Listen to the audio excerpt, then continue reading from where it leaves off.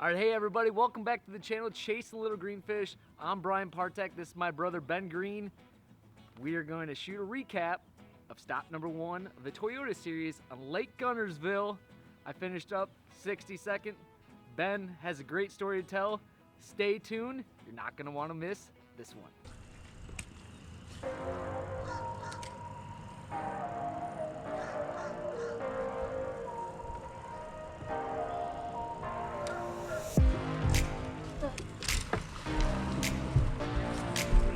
Wait. Got it. Yeah! That's a real good one. Here, I'll bring it back here. BG, that one's for you, buddy. Tim, thank you, dude. Never give up. All right, everybody, welcome back to the channel. It's been a while, I know, but hey, it's 2022, and this is the first recap, stop number 1 of the Central Division of the Toyota Series, Lake Guntersville. I'm gonna set the stage just a little bit. Record turnout, 328 boats.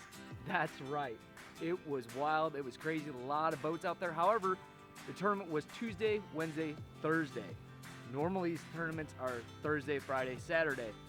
So having been that it is the TBA, gets a lot of pressure on Lake Guntersville, it was nice to have it during the week so we weren't out there battling against locals, and locals were happy because now when comes the weekend, they'll have the lake to themselves and they won't have to worry about us 328 boats out there.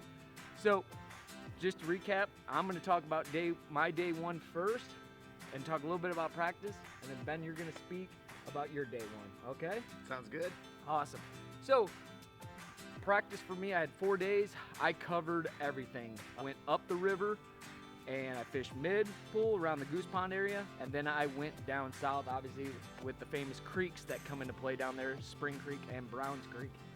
Because of the forecast, they were calling for 2 inches of rain day 1 of the tournament. So I tried to eliminate the things that I felt like were gonna get blown out. I have been here twice for the English Choice National Championships. Both of those were in March. And so I have seen the lake at several different water levels.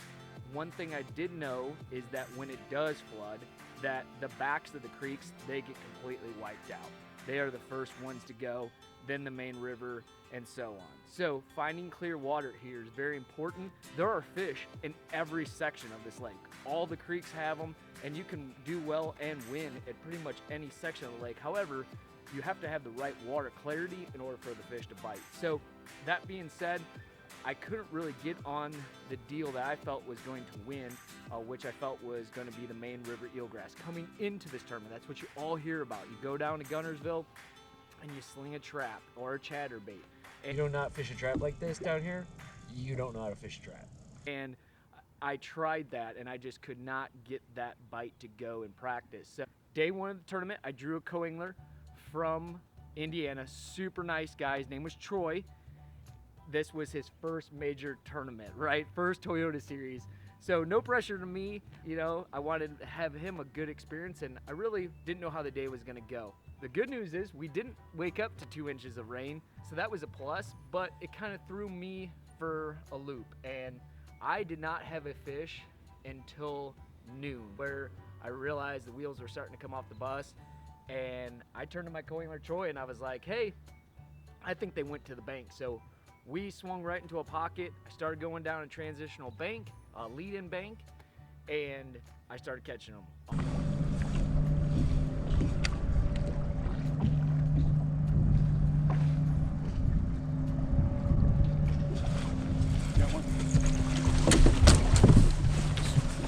Easy.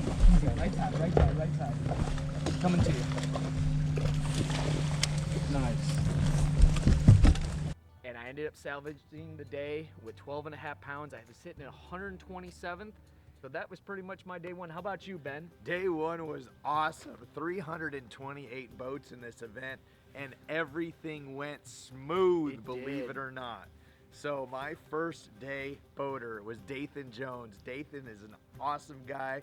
We had an excellent time. He He had a really good spot. He had that confident spot where there was a ton of fish biting. He was ready to go, get us both limits. We pulled up, it's set up perfectly. Beautiful Guntersville day. The fish didn't decide to cooperate. I know you ended up day one with 2 keepers. Tell us a little bit about how you caught them and what your setup was. So day one, I caught 2 keepers just shy of 6 pounds. Setup I was using, Dobyns Champion Series. We love them. They got a workhorse for every single technique under the sun.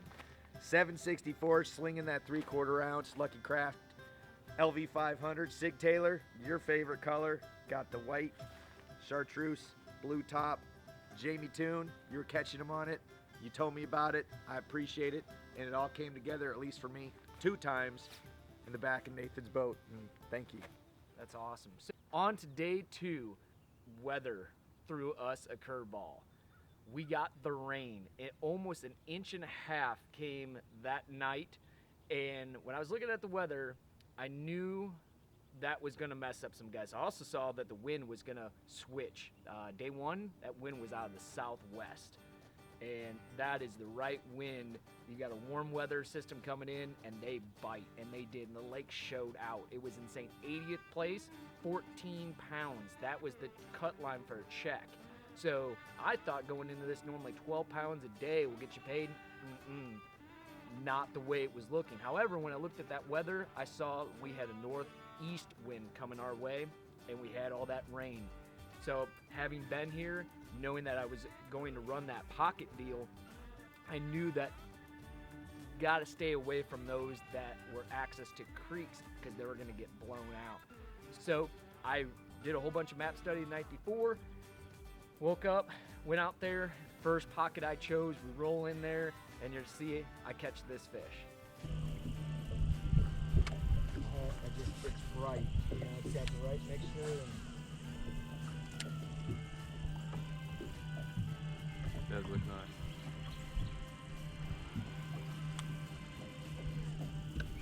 God. Thank you. Yeah. There you go. God is good, dude. You got coming out of it? Lampreys? Lampreys. Nice, dude. Thank you. Fish number 1, head of lamprey. Save this fella. And again, just like day 1, damage was done on this Dobyns 735 CB glass. I was also throwing the 736 CB glass, 2 different chatterbait setups going on. I had a 3/8 ounce and I had a 1/2 ounce tied on, and just rotating through either if I was fishing a dock or fishing a specific grass, whether it's hydrilla or eel grass. And I had that on 17-pound Gamma Edge line with a 7-to-1 gear ratio Tatula. I knew also that there was going to be a bite window at the end of the day on day 2, and it happened right at the end. Luckily, I had a late flight number, was doing it 3:45, because we had an 1.5-hour fog delay also in the morning that threw a lot of people a curveball as well. So I actually caught my kicker fish with 10 minutes to go before I had to make my run back to Goose Pond, and it was just dramatic.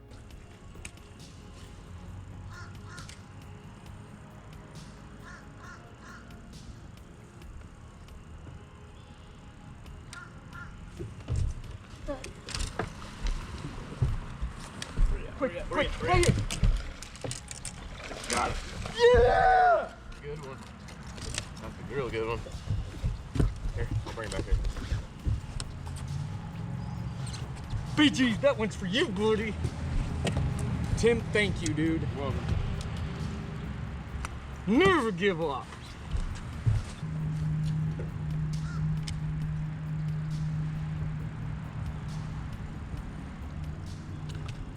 Another big one. Get him, Tim. Again, I had another fantastic co-angler. His name was Tim. He also was from Indiana, and I was just very fortunate to have 2 awesome co-anglers.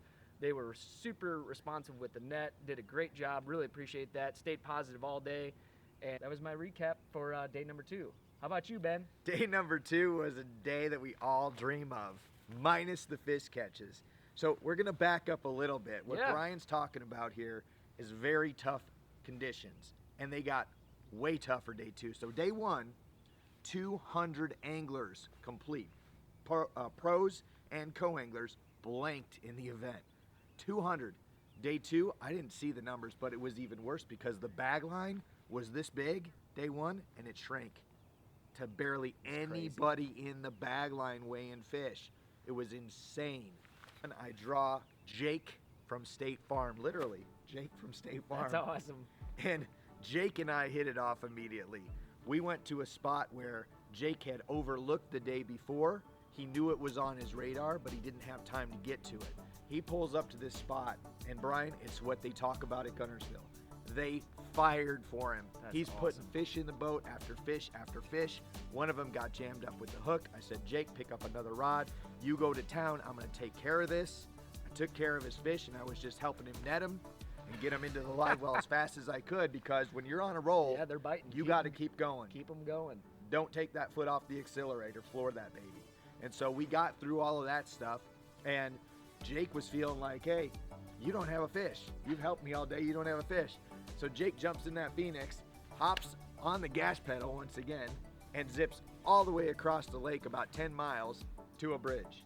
We're on a bridge. It's the second day of a major tournament. You know that bridge is pit clean. Oh, gosh, yeah. Oh, and by the way, no wind. No wind. Perfect. And on the inside of that bridge, clear water.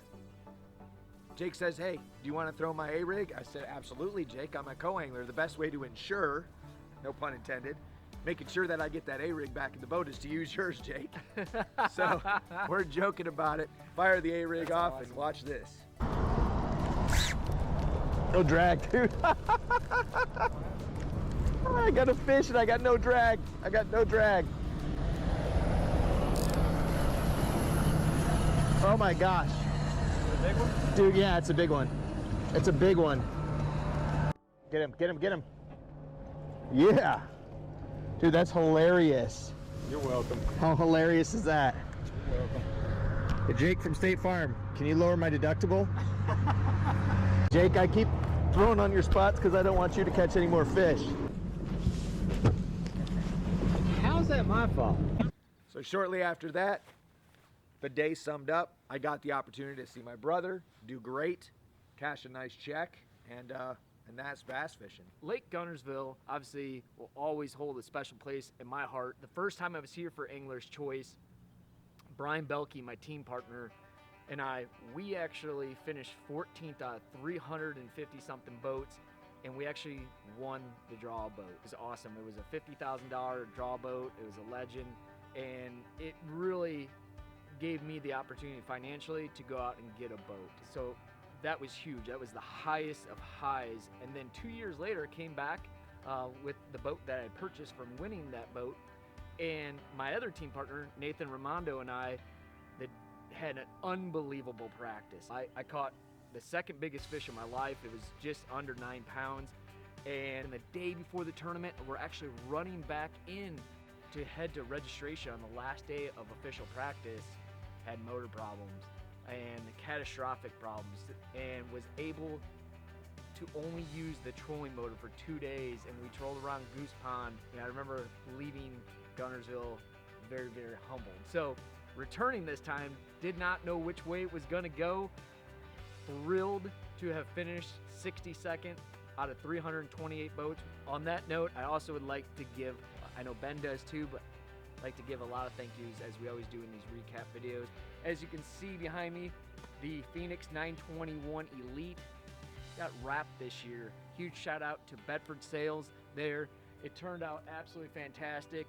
Also want to give a huge shout out to Lucas Oil for giving me the opportunity 3 years in a row to be out here. If you've never tried Lucas Oil products, definitely give them a shot. If you have an outboard, you need to be running a fuel additive. Make sure you check out Lucas Oil Fuel Stabilizer or the Fuel Conditioner. Again, ethanol these days definitely, has horrible wear and tear on your motor. Don't just take my word for it. If you ask any authorized service technician, they'll all tell you that you should be running a fuel additive when you're running ethanol fuel. Lucas Oil makes a fantastic product. Definitely give it a shot. You'll be happy that you did. Also want to give a shout out to Bedford Sales and West Route 6 in Morris, Illinois. That's also where my office is for Ben Green Insurance Agency, as many of you know. I'm an insurance agent for my brother Ben. A huge shout out to Kevin Sigalito. He's our cousin. He held down the fort this week. Kevin, you're a rock star. You are awesome. We appreciate you, and all your hard work did not go unnoticed this week. I also want to give a huge shout out to Bridgford Foods for welcoming me on the team this year. They are the premium brand when it comes to beef jerky and meat snacks. They have a variety of unbelievable products when you're out there for a long day of fishing. Also, if you're in the Guntersville area or the Chattanooga area, I'm going to drop the links below where you can purchase Bridgford Foods. I want to give a shout out to my mom and dad and all my friends and family for all the support. My wonderful girlfriend Anna, can't wait to get home and see you soon. And I also want to give a shout out to Rob Hewlett, who practiced with me a few days this week. Appreciate it. Ben, how about you? Hey, I just wanted to say thank you very much to the customers and supporters of Ben Green Insurance Agency. Literally 6 years ago, we did not exist. Everything that you see here is because of you folks believing in us and trusting us to protect your assets. Not just your boat on the water, but your home, your auto, everything that matters to you property-wise. Ben Green Insurance Agency's come a long way, Brian, and you're a big part of that, and I appreciate it. Kevin, you're the insurance octopus this week, taking care of us when we were out there having fun. Thank you very much, everybody. Again, on that note, we appreciate you. Thanks for tuning in to the channel. Again, special appearance, my brother. He will actually be in a couple recaps this year because he's going to the next one. That's Dale Hollow. I've never been there. Ben's been there once. It's going to be an adventure, going to be a story. Make sure you follow along, tune in, and we'll see you next one. Next episode, Chasing Little Greenfish. See ya.